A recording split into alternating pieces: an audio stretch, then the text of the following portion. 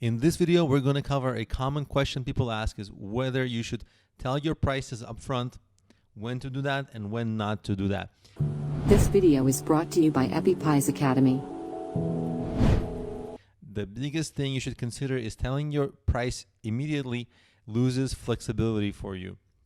So if you have common products that are under $100, maybe $100, $200, you want to tell prices up front because you don't want to create a negotiation situation, because the negotiation is going to waste your time, in some cases so much time that it becomes unprofitable to sell that product. So you just want to make it as simple for people as it can be for them to buy. Now, if you're selling higher priced items, as often happens in business-to-business environments, you want to tell the price as much later in the process as possible, because you want to know as much as possible about the buyer. For some products, they're very broke buyers and they're very affluent buyers, and they can use the same services, the same things that you offer. So you don't want to give a very affluent person the same price as a very price sensitive person. So you want to ask as many qualifying questions as possible. What are you going to use this for? How long have you been in business? Where are you based? One of the questions you can ask is, for example, well, since the cost is sometimes per seat, how many people are in your company? And then that's a sneaky way to get an answer of how many people are in the company. So if there's 100 people in the company, you know they can afford stuff. If there's one person in the company, you know they can afford a lot less. And so you kind of ask these questions, and you base and you kind of narrow your range of what eventual price you'll tell them.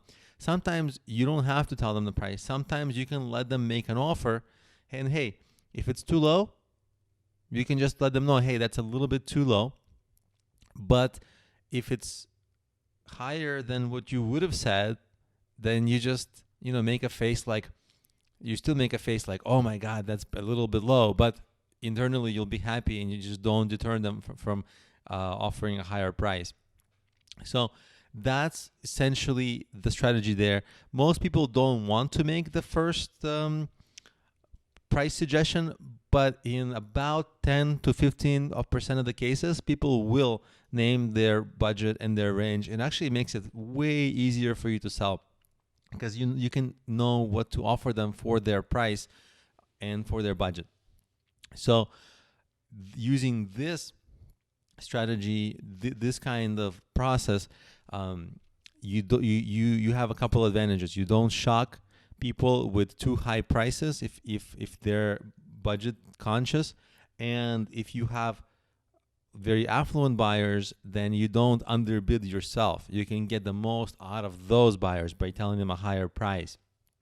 And also, this helps you understand the qualifying questions help you understand what kind of leads you get, and helps you understand the quality of your lead sources, and helps you understand more about your clients, so that as you keep having these conversations, you get better and better at homing in on exactly the right price to tell them, and having exactly the right conversation with people to lead them to the right price, the optimal price for you.